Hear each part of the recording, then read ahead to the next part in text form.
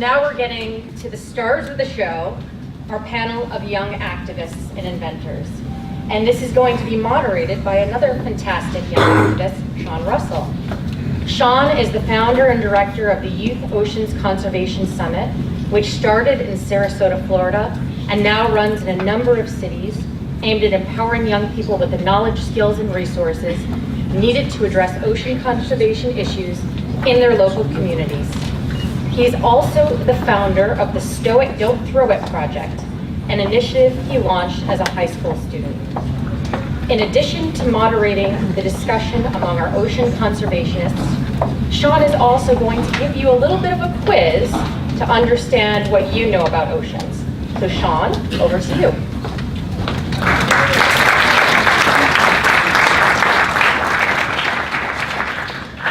All right, good afternoon. How's everyone doing today?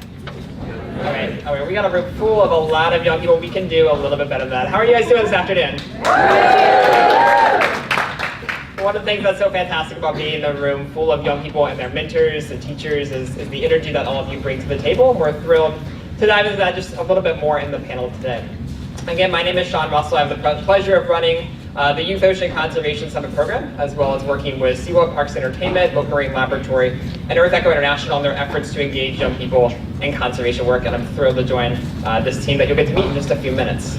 But as you heard, first, we want to dive into a little quiz to get you started. So we want to know how, first of all, it's extremely important that all of you, and really everyone around the world, no matter what their interest is, has a baseline understanding of the ocean and the role it plays in our lives. So we want to talk about a few fun ocean facts to get us started. So I'll read our questions. We have them on the screen. If you can't see, I'll make sure to read those as well. And then we're just going to do a vote, show of hands, what you think is the correct answer. So our first question, and you heard a little bit of this earlier, how much of the oxygen we breathe is produced by the oceans? If you think it's 20%, go ahead and raise your hand. 20%. How about 45%? Got some hands going up. Excellent. How about 70%? All right, the room says 70%, and 70% is correct. So when we think about that, we talk about how, yeah, give yourselves a round of applause. Excellent. Good job. When we really sit down and think about it, the ocean is connected to our lives in so many ways, and sometimes in ways we don't think about. We talk about even the microscopic phytoplankton, the plants that live in our ocean, producing much of the oxygen we're breathing right here in this very room. All right, we are up to the next question. How many people depend on the ocean for income and nutrition? Raise your hand if it's 200 million. How about B, 3 billion with a B? Some hands going up, excellent. Or C, 7 billion. Oh, it's a toss-up. It's a toss-up between B and C. So the correct answer is B, 3 billion people rely on the ocean for their income and for their nutrition. Again, thinking about why it's so important for us to sustain, especially the organisms that live in the ocean as well, so important for people's livelihoods really across the globe. All right, diving in a little deeper into some ocean issues here. Our third question, at current rates, by the year 2050, there will be more plastic than fish in the sea. Raise your hand if you think that statement is true. Okay. How about raise your hand if you think that statement is false? All right, the team, the room has it. It's true, unfortunately. And I don't know if that's something we really want to cheer about on this one, but sadly it is true. About 300 million tons of plastic are produced globally each year, and only a small fraction of that is actually recycled, and a large portion does enter our ocean. So it's really, again, a critical thing when we think about the habits that we take on a daily basis, how we can help address that issue. Which tees up question 4. So if we can, oh, we're already up there, perfect. So if everyone uses less plastic and recycles properly, can we reduce this challenge? Raise your hand if you think true. And I'm just going to say I better see a lot of hands going up in this room. Anybody for false? Okay, thank you. So it is really up to us, and you'll hear from some of our amazing panelists today how they helped address plastic pollution in their communities. It's definitely a challenge that young people have really rallied around across the globe, and we're excited to see how that progress continues, especially as world leaders meet this week. And for our final question, true or false? For the first time in history, leaders of the world agreed on a global goal to protect our oceans, and are meeting right now on how to implement that goal and inspire positive action. Raise your hand if that is true. And anyone for false? Excellent, that's right. So you guys give yourselves a round of applause. You're doing fantastic in here. And it is true that when we look really right here in New York City this week, it's really a pivotal moment, a historic moment that all of you are part of when it comes to the next steps toward Goal 14 and really achieving a future for our oceans that is sustainable for all of us. And young people play such a pivotal role in that process. So that is why I'm thrilled to introduce you to our panel. And I know Olaf told you a little bit of their background earlier, but we're going to bring them up. And I get to the pleasure of really diving in a little deeper with this group, sharing some of their work with them and exploring some of the topics that they're passionate about. So if we can bring up Melody and Isabel Watson, Ben May, Emil Newegard, and Fatima Desite. Come on up and join your panel.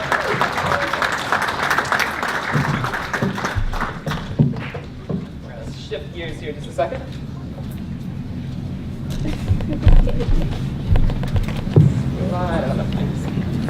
All right, how you guys doing today? Good. Excellent. So we're going to spend the next 30 minutes or so diving into a few questions to get to know our panelists a little bit better, really explore what got them passionate, what got them excited about the ocean, all the way through the work they're doing now, and really what they can leave you with, what they can kind of inspire you to take away from today and really activate around in your local communities. So we're going to go ahead and get started. And all of us in this room are obviously connected to the ocean in some way, and we all are passionate. That's why we're here today in this room, getting ready to celebrate World Oceans Day. And so I want to turn it over to our panel and start with a question that's really simple. It's just what inspired you to care for the ocean? Why are you here today, and what really drives that passion inside you? Ben, do you want to start us off? When I think about this question, I think the first thing that comes to mind is this memory from my childhood.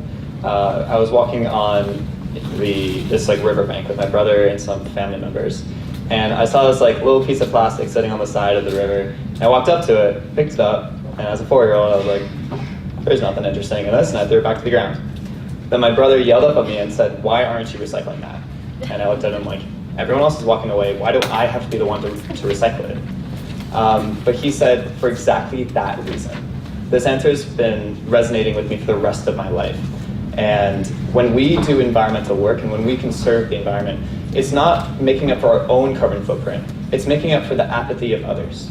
And truly the work that we do is to make up for others not doing it. Excellent point. And again, that's something that we think is really going to be a theme, I'm sure, through the conversation throughout the day here. Fatimata, what about you? You're right here in New York City. You can pass the mic over it. There you go. Right here in New York City, in the biggest city in the country. How are you connected to the ocean? What inspired you to care about the ocean? What inspired me?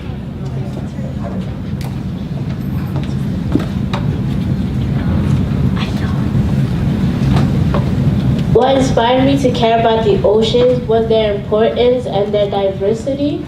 As a New York City Junior Ambassador, once I started researching about the oceans, I learned many things about them, how they cover up 70% of this earth, and how 94% of life on earth is aquatic. And that took me by surprise, and I really want to spread the word, telling people how important the oceans really are, how they provide us with many things, and why we should protect them.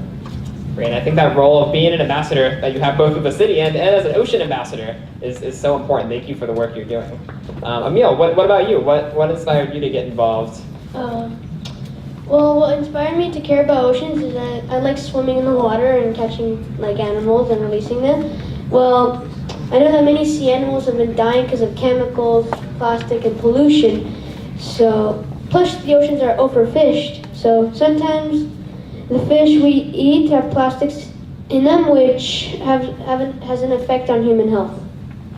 Excellent. And I want to ask you a follow-up, because I know you've done a lot of work with the world's largest lesson, as we just heard about. So how did you learn about the ocean in general, and was this lesson something that was really special to you?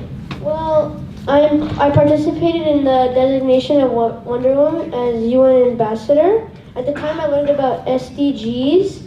And a few comments I also received that were talking about SDGs.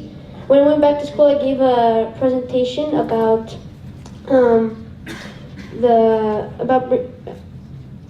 about my experience to my classmates. So then I wanted to bring the world's largest lesson to my teachers and to our school. Most of the kids in my class wanted to learn about SDG 14, Life Below Water. It was a special lesson because, first of all, not many schools study it. Second of all, we learned about things that were happening in the world. And third of all, most importantly, the ways in which as kids we can help. Excellent. I think that's really, we find from a lot of young people, and I'm thrilled to have this talk here today on the eve of World Oceans Day, is so many young people, it's an issue that they're passionate about, and they're connected to the ocean no matter where they live, and as you can see from our panel, that really holds true. Melania and Isabel, you want to jump in and share a little bit about what inspired you to get involved? Yeah, so I think I can speak for both of us. We live on Bali, an island completely surrounded by ocean, and we lived in a house in the middle of a rice field 100 meters from the beach, and partially we grew up on a boat. So the ocean was very much, a huge part of our lives, and also part of growing up, we were always taught to say thank you. Whether that was, for somebody holding open the door or helping us with our homework. So I think, what really inspired us to, take care of the oceans is to finally say thank you to the oceans. I mean, they've done so much for us. I mean, the facts that all of you guys have stated, the facts that were stated in the opening remarks, it produces 70% of our oxygen that we breathe. We have to give a massive thank you to the ocean for that. So I think,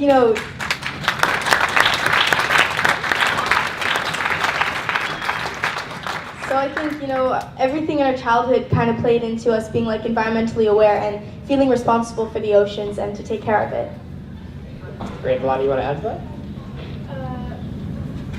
Okay. Well, I will say, listening to your answers too, it's amazing. Everyone has a different, from around the world, a different story and that kind of connection point to the ocean, whether it's a classroom lesson or whether it's that experience on a beach. And it's those early experiences that often drive young people to really want to get involved and take action. And one other thing that also drives people is seeing how their communities are really impacted by the ocean, and we in turn impact the ocean as well. So, Emil, I want to start with you this time. Can you tell us a little bit how your community is impacted by the ocean? Well, oceans are important because they are a natural resource. They're a source for food, and for humans who eat animals. And when humans pollute the oceans, we are impacted because the pollutants can kill animals. Right now, humans have dumped 8 million tons of plastic in the ocean, which is pretty bad and terrible. For example, a plastic bag in the water looks like a jellyfish to a turtle, so a turtle might eat it and die, sadly. And again, when we talk about where this group is from, those plastic bags can really come from anywhere. It's all of us are connected in one way or another. Fatima, do you want to jump in and share how you're impacted by the ocean? When I think about Sustainable Development Goal number 14, I don't only think about the oceans, I think about all bodies of water because they all hold aquatic life. So I'm from the South Bronx, as you guys already know, and we have the Bronx River that stretches through the whole which stretches throughout the whole borough. And so it plays a critical role in the lives of New Yorkers and people that live in the Bronx, and it's getting really polluted by a lot of sewage, and so this is really bad for the little wildlife it has.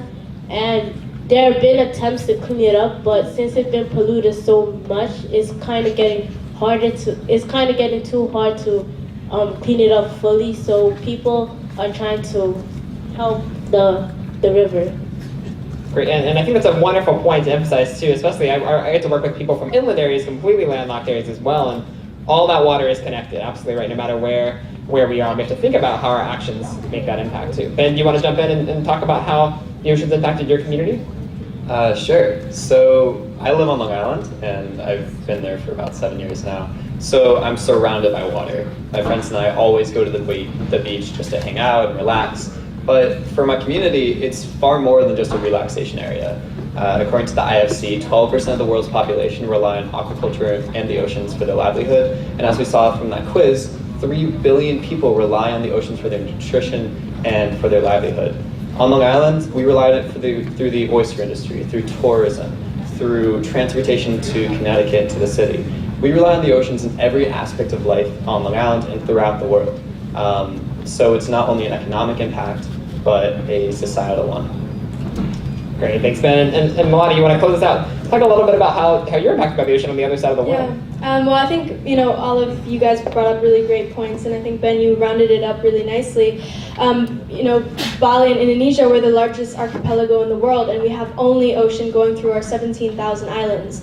So we're also the the world's second largest contributor to marine debris. And so Bali is really heavily impacted by the plastic that washes up on shores, but also that float through our rivers to the beaches and into our oceans. And we've also, seen heavy amounts of, we just had king tidal waves. So living on the island, we even, as 16, 14-year-old, we can see that we're losing our beaches and they're shrinking. So there's a real awakening of the local people also who realize that we have to do something. Great, and I think that's such an important point to end on too when we talk about, obviously, our question is about how are you impacted by the ocean, but it goes both ways. It's such a back and forth, and we talk so much about how each of us is tied to the ocean, each of us rely on the ocean, and in turn, it's really a responsibility for us to take that action to care for our life support system on this planet. And that's kind of a perfect segue for us into our next question. Again, I'm thrilled to be sitting here with all these amazing young people who've done such incredible work really around the world on the ocean and helping to protect it for the future. So I'm curious if you guys can share a little bit about what actions that you're taking in your communities to protect the ocean. Isabel, do you want to start us off? Yeah, so me and Melati are actually founders of Bye Bye Plastic Bags, which is an NGO driven by youth on the island of Bali to get the people there to say no to plastic bags. So we've been campaigning for around 5 years with a team of 25 students, all youth, and our youngest member is around 8 years old, and our oldest is maybe 25. So it's a really nice, young, passionate group of people. And we really, lobby to say no to plastic bags, but also to educate and make the locals on Bali aware that there is a plastic problem and to take care of our environment. Excellent. Ben, do you want to jump in? Absolutely, please. Round of applause.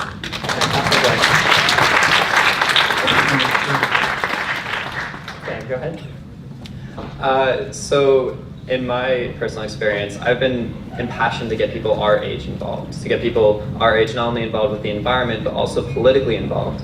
I am the National Communications Coordinator for the Youth Ocean Conservation Summit, and in this role I write their monthly newsletter, but I keep all the mini-grant recipients in touch. I get them opportunities, I speak with them about how they can further progress their projects, and we've given out over 80 different mini-grants ranging from $100 to $200 to students ranging from I think 8 years old to high school to start their own environmental conservation projects.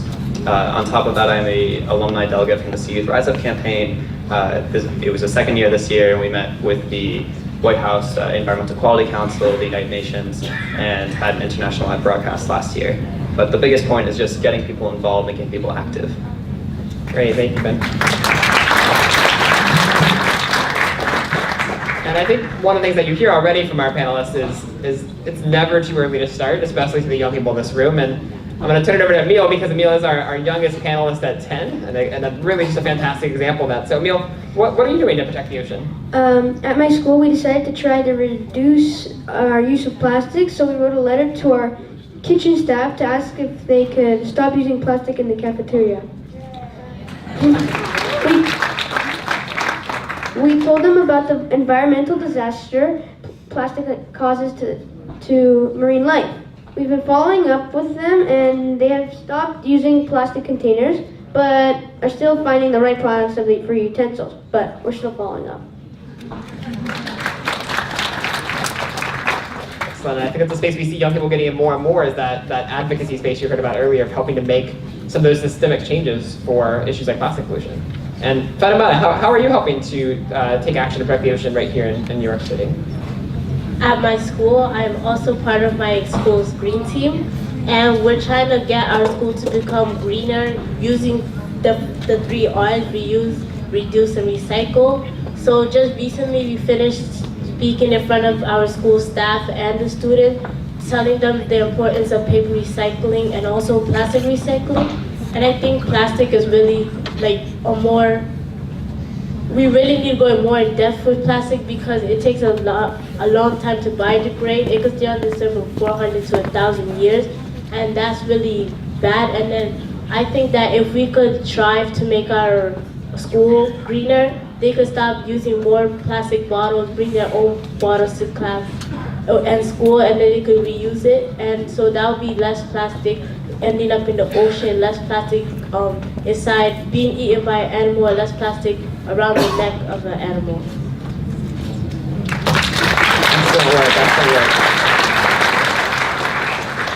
So as you can see, such diversity of approaches and issues that young people are taking on, whether it's the one you just heard here, whether it's climate change or sustainable seafood, or just the multitude of issues and challenges that are facing our ocean, young people are taking on just about all of those. And as you heard, this group has done some amazing work taking action. But one of the things that we see as we talk about some of those issues, it's easy to become overwhelmed or even discouraged. We talk about the challenges, the magnitude of challenges facing our planet's marine ecosystems.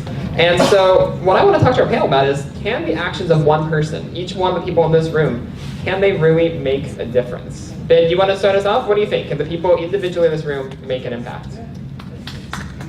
So I hear this all the time. This question always comes up, people saying, how do I make a difference? When I recycle the other 10 people that don't recycle, how's that really making a big difference?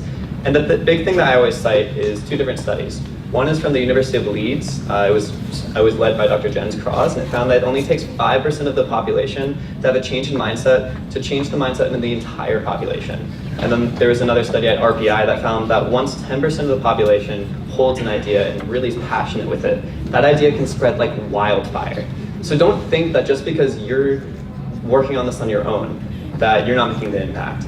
Because it's the impact of you and the people that follow your lead that truly makes a difference. Basically, it could be the impacts of one person or a small group that causes a rippling effect, that gets more people involved, new people active, and that is truly how we can save our oceans, by getting people more active and changing the mindsets of the entire population by having our own individual impacts. Great, thank you for that.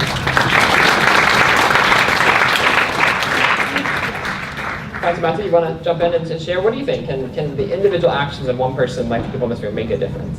My answer to that question is yes. I believe that change starts in your community, and just one person's action could make other people follow them. It has been, studies show that people tend to follow other people. When they see that many people are doing one thing, they tend to follow what those people are doing.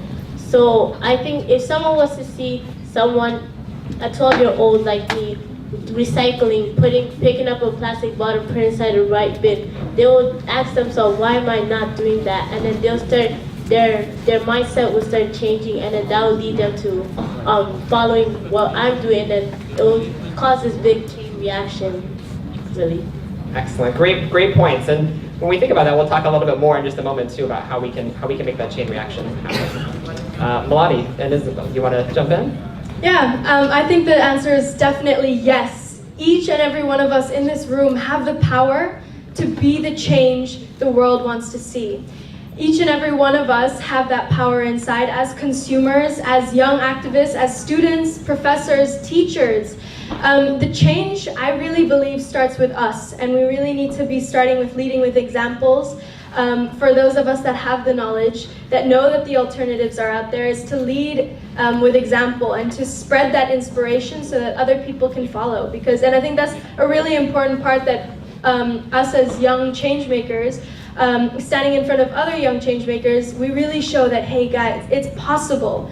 We're just like any other teenagers. There's nothing extraordinary about us. We still have homework, we still sit in class, and we make it our responsibility, because we feel connected to these problems, that yes, we can be the difference, and it starts with us. Something that we always like to say is, us kids may only be 25% of the world's population, but we are 100% of the future.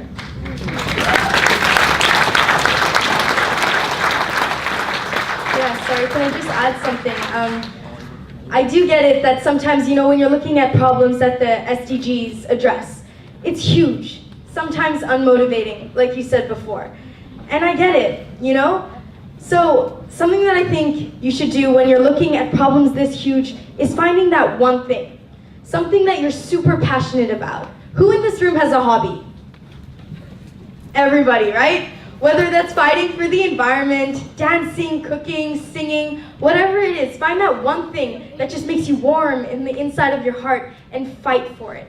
Go for it. Go that extra mile to make sure whatever you want happens. So I think, starting with that one thing, and then, that can ripple effect and make a change all around the world. So absolutely, one person can make all the difference. Excellent. Thank you all. And Emil, what do you think? Can that one person make a difference? I think yes. Every time we don't use plastic, like plastic forks or spoons, or don't buy plastic water bottles, it's one piece of plastic that won't end up in the ocean. I think everyone can make a difference.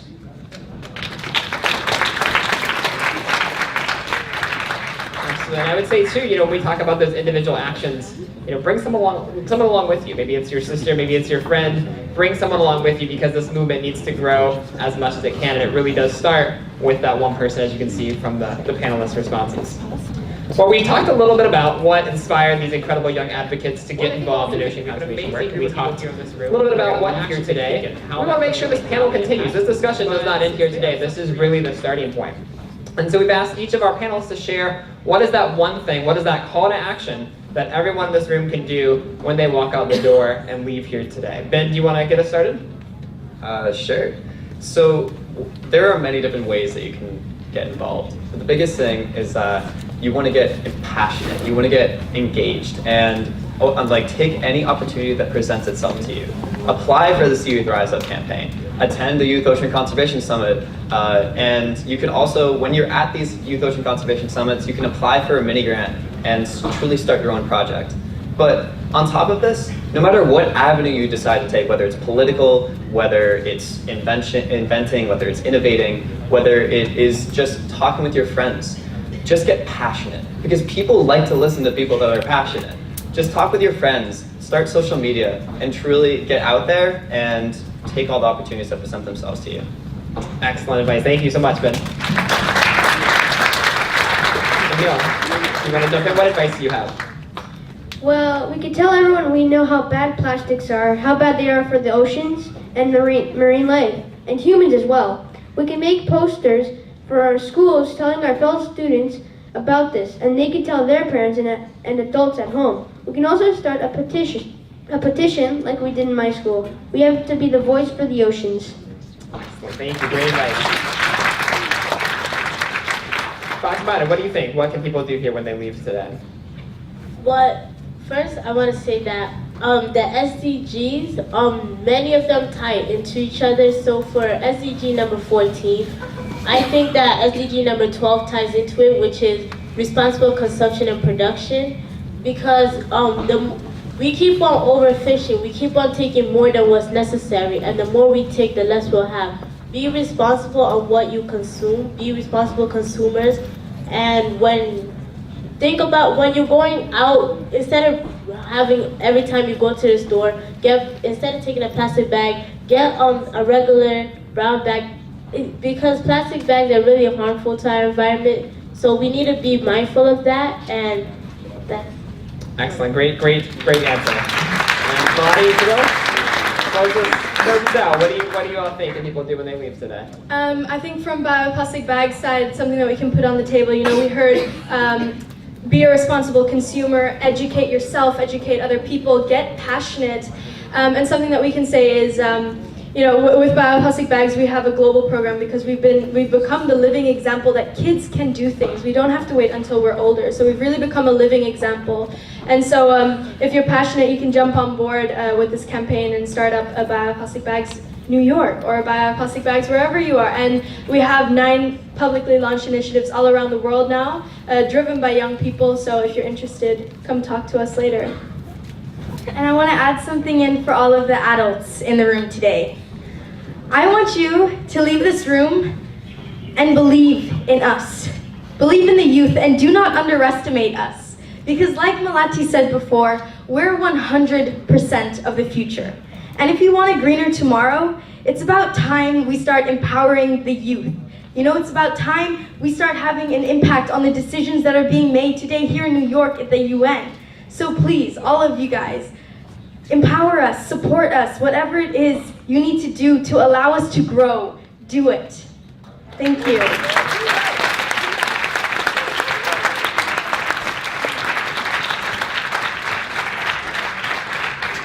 Thank you all so much. Couldn't end on a better note and a charge to leave here today. And I just want to close by saying a huge thank you to the UNICEF team for, again, really, to Isabel's point, really recognizing the role that young people play in this movement and really empowering the people we see on the stage, the people in this room, to take an active role in their communities. So remember, when you leave, find that issue you're passionate about, find that spark that gets you excited and motivated, and really activate around that. And again, there's some incredible people up here and around the room who can help you do that, so keep that in mind as we go through the interactive fair later on this evening. But with that, we want to bring you in right now and see what questions that you all have for our amazing group of panelists. We've got young people in the audience. If you're interested in getting involved in a campaign or project, whatever it is, this is your opportunity to jump in and share your thoughts and ask some questions to our panelists. So who has got a question right here in the back? We've got a microphone coming over. My name is Juan, here from the Manhattan Preparatory School. And probably you have all met climate change deniers, right? So my question is, how do you have a conversation with somebody about climate change when they're not willing, to accept evidence of climate change? That's a great question. Anyone want to jump in on that first? Ben, you want to go? Yeah, so I've run into a lot of people that don't believe in climate change, including some of my family members. But basically, the biggest thing that you want to do is you don't want to be condescending. Too much of the time, environmentalists are condescending towards people that don't believe in climate change. No one's going to be convinced if you belittle them. But if you start to say, I like your point, I truly agree with this idea, but you have to look at this fact. And if you treat them like a human being and say, I respect your intelligence, but you're wrong, you can convince them. Thanks. And Melanie, did you want to add to that? Yeah, I just think it's really tough, and we've participated at the COP21 conferences, COP22, and the climate change conferences. And sometimes when we go to presentations, people still don't think that climate change is real. And I think there's a difference with our generation that we are really on the front lines of the whole issue of climate change. We're really living in communities that are heavily impacted. So I think Ben brought up a really great point of how you address it. Try to understand the mindset of why they still don't understand that it's real. There's no denying it anymore. We just don't have the time to waste on climate change deniers. Great. Any other comments? Yes, we'll go with that. Perfect. And I will say too, just to add to that conversation, really finding that common ground, I think, is really something that this group probably had to do. Whether it's at Emil's school talking about plastic to sustainable cookware, or whether it's plastic bag campaigns, climate change campaigns. It's really about finding that common ground and those areas where you do agree to help move that conversation forward. Great question. Who else has a question for our panelists today? Yes. Pass it right down the line. Hello everyone, my name is Miran Segev. I'm also currently studying at Lemon Manhattan. In addressing accomplishments of SDGs, I found out that the nation within which you're operating is very important to consider.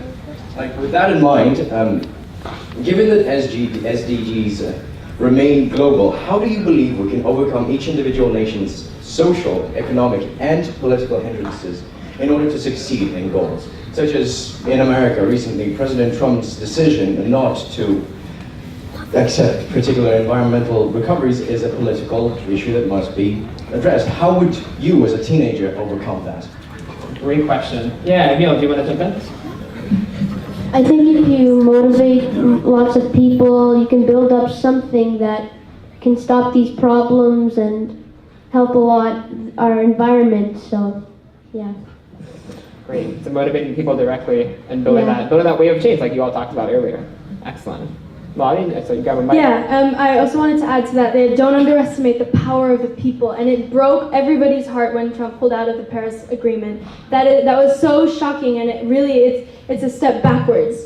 But on the positive side of that, so many other countries are stepping forward in the place of the US, saying that, okay, they've pulled out, we need to take action and we need to take lead. So it's also about powering people from the ground up, recognizing that there is an entire economy and there's an entire culture behind all the innovation and all the technology that is at our fingertips that we should use to bring in circular economy, social entrepreneurism into the table of discussion and bring that into the conversation. Excellent. Ben?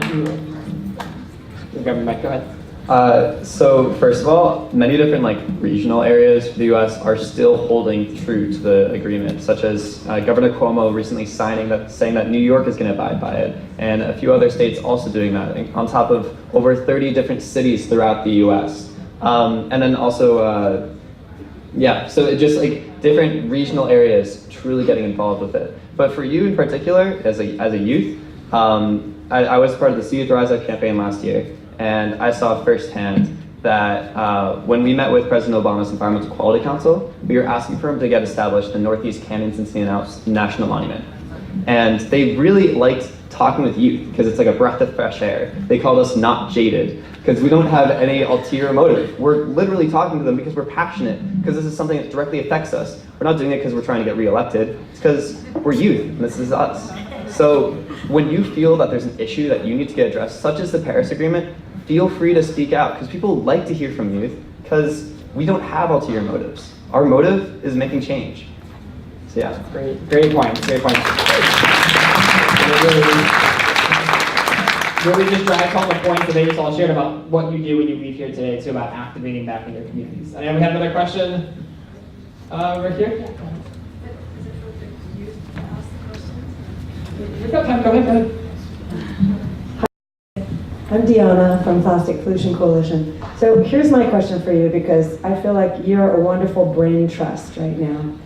How do we talk about climate change and global warming with regards to the impact and the role that plastic pollution plays in that?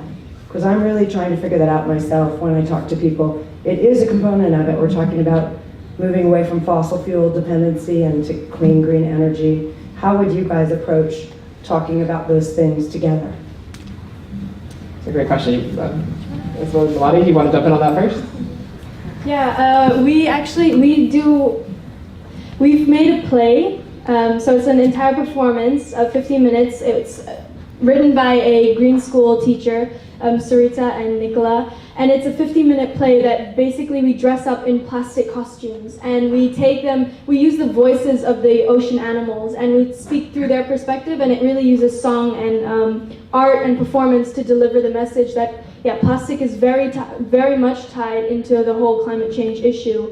And so there's kind of creative ways instead of standard presentation speaking, because people are tired of listening to the facts, and we've been to a lot of conferences, and it's always you hear the same facts, and sometimes it's scary how that can disconnect people. People just don't listen to it anymore. And it's the same thing when someone said something about social media, you just like and move on. That's the disconnection we're experiencing. So it's thinking again how we can creatively bring the message back to the people. How can we connect it? And I think that's our responsibility with youth, where we really do have the power to bring it in a creative way and a thinking outside the box kind of approach. Yeah. So what we believe when we tackled plastic bags in the entire plastic pollution problem, it was also a step in the right direction to a change in public mindset. So I think something that you can talk about when you're thinking about huge climate change and SDGs and stuff, plastic can be the problem that we first address to change the mindset of people, because once people start being more environmentally aware about all of these problems, it's going to be easier for them to digest larger issues. Baby steps. Great point. I know we had another question back here. Yeah, go ahead.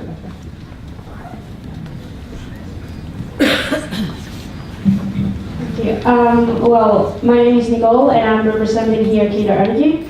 And basically, we're an NGO that thinks that you guys, like your brain, children's brain, is the main resource we have for the environment. And we try so hard for people to be aware of this fact. So my question is, how you make people aware that you, most of the times, do much more things that we old people, I mean, I'm not too old, but older people, because sometimes it seems that people just, it's very impressive how, the abilities you have, the things you do, they are incredible, and all the passion that you have that, there's not much people that have that passion for things. That is very admirable.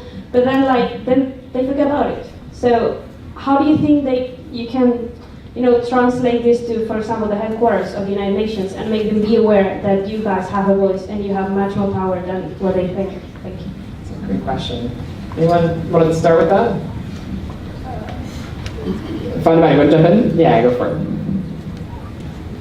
So I think because we might be little, we might be the youth, but we should have a place and voice in the situations that are happening, because soon it'll be us who will have to deal with the problem, and it'll be us who will have to try to fix it. So if we try to get everyone to help right now, it'll make it easier for us later on. Great, absolutely. Neil, you want to jump in as well? Pass it back and forth.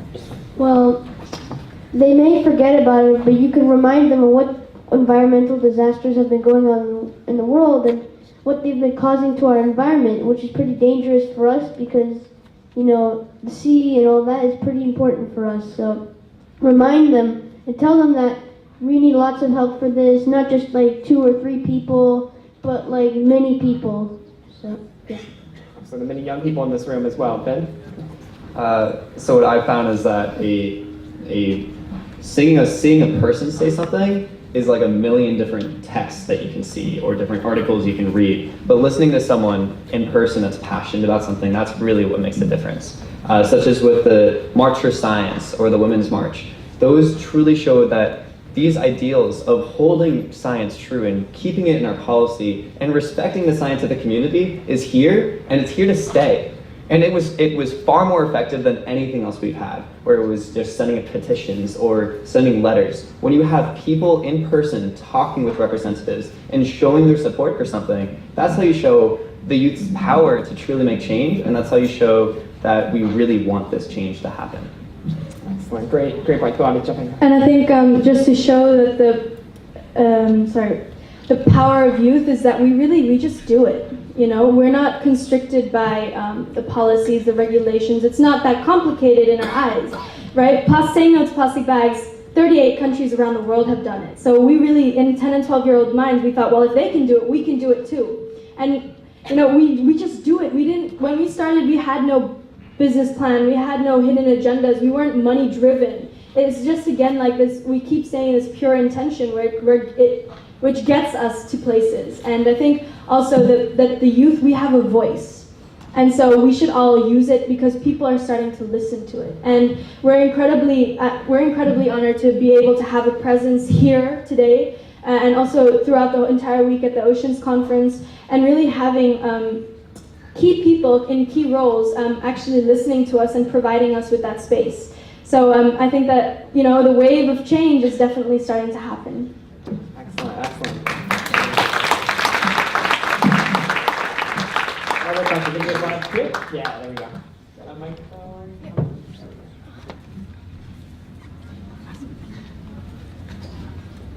How much garbage has been thrown to the ocean lately, and how can I solve it? That's a fantastic question. Yeah, it's gonna jump in on this one. As I was saying before, 8 million tons have been thrown into the 8 million tons of garbage and plastic and everything like that have been thrown into the water each year. So lots of stuff. But how to solve it? We have to get lots of people to clean this up because this is really affecting the seas and also the coral, which is it's a good place. It's a home for the fish, which there's lots of garbage, but we need lots of people to help us. So that's it. Great. And I just had a question. Do you use plastic bags? Well, not really.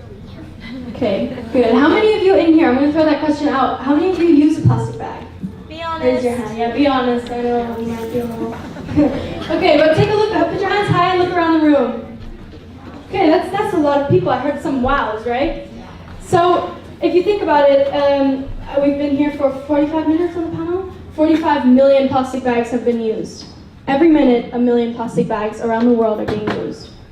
So let that sink in. And if we keep on going on this rate, like we heard, 8 million tons are being dumped a year. And at this rate, it means that in our lifetime, when we're still going to be alive, there's going to be more plastic than fish in our oceans. So we definitely want to be asking those questions. So I'm really happy you actually did. And like Emil said, we need to take power as consumers to say no to plastic bags, say no to that plastic straw. It's one bag at a time, one straw at a time, one bottle at a time that leads to a clean sea, right? And we all have the power of it. It's asking that question of, well, you know, I'm an individual and my actions do matter. So it's just not changing who you are, just changing the way you go through life. And it's with those baby small steps that do make a difference. And I just want to add to the second part of your question. You were like, how can I solve this? I think the first thing is, making yourself aware that there is a problem and telling all of your friends and educating everyone. I think that's the first step, is to know about the problem, right? Because if you don't know about the problem, how are you supposed to come up with the solutions? So I think that's how you can solve it just a little bit. Emma, do you want to close out? Instead of using plastic bags, you could use these bags that are not made of plastic, which my mother uses a lot. They're made of cloth and they're really easy. So it looks like one's a strawberry, but when you take it out, it's like this really big bag which you could you could store your items or food while you're going to go to the grocery store and shop those. Great. And with that, we are right on the cusp of time. We will have time for a lot more discussion with our group over here. I want to also add, you are already on the right track because you're here tonight and you're celebrating the ocean with all of us. So thank you, and thank you all for being here. Give our panel a big round of applause.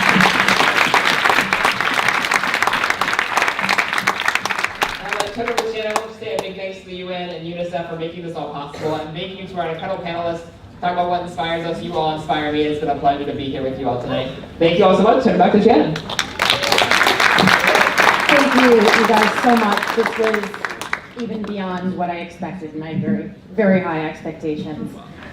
This is our second Activate talk. We had our first one in November, and one of the speakers there was someone that was living a no-waste lifestyle. So when I came back out of it, I bought my first bamboo toothbrush, and instead of taking the water bottles at my gym class, the plastic ones, I brought my own. And these are the little things that we talk about that's a ripple effect.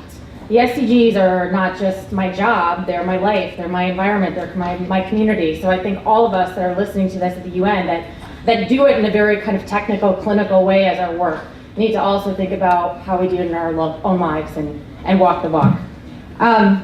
As Olive mentioned, we have a surprise for the audience, and I'm very happy to announce this now. So one of the ways that's the most effective to reach young people is through great storytelling. And our partnership with COMEX United Nations has yielded some really great stories that bring the SDGs to life in a way that is compelling, emotional, sometimes sad, but always hopeful. And I'm delighted to announce the latest addition to the COMEX UN family, where our storyteller, Debbie Margolis Horowitz, has joined forces with renowned DC Comics illustrator Bernard Chang to bring to life Annie Sunbeam and Friends, a solution pollution crew aimed at cleaning and mobilizing people to take care of our oceans and marine life. So Debbie and Bernard are here today. They're going to be signing the first print run of the comics. So please welcome Debbie and Bernard to the stage.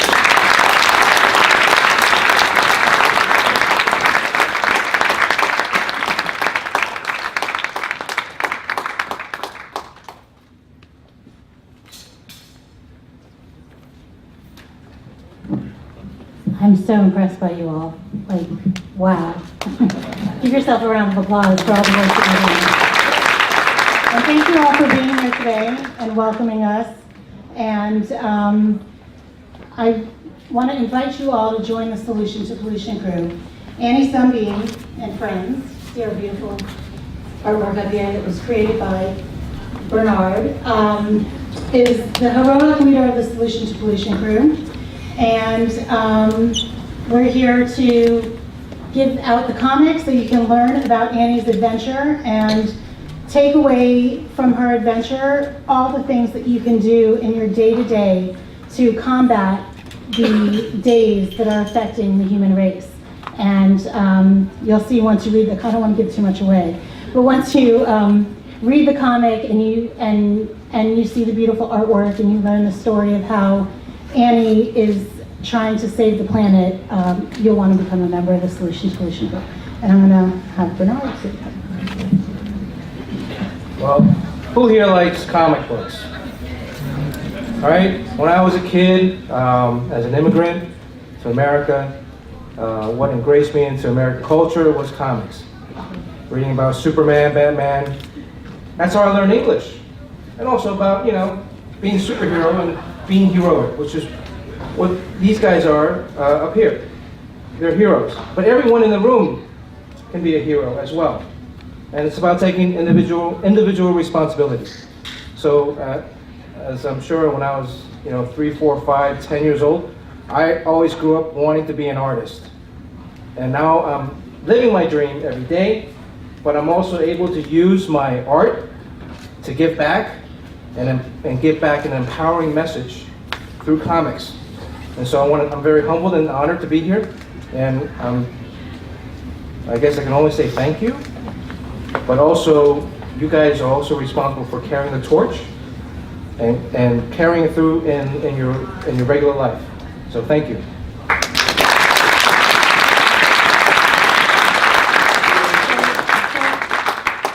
So you all should be getting your copy of Annie Sunbeam and Friends.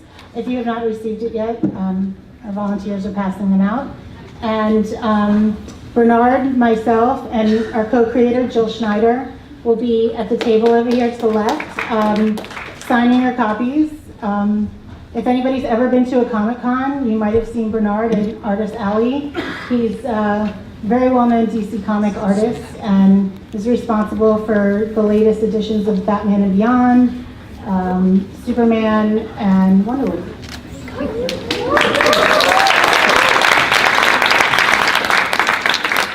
So that's it. Thank you everyone so much for joining us today.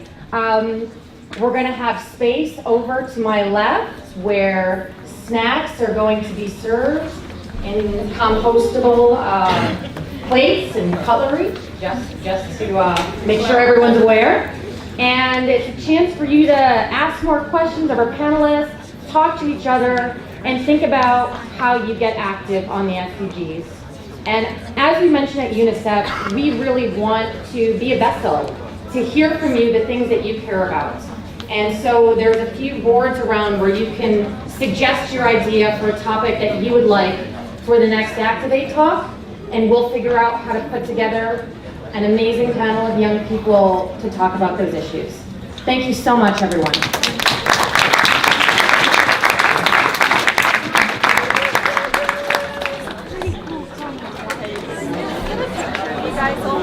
Like a line of high fives.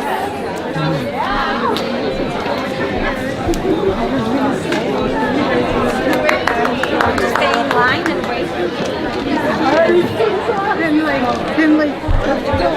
No, they're amazing.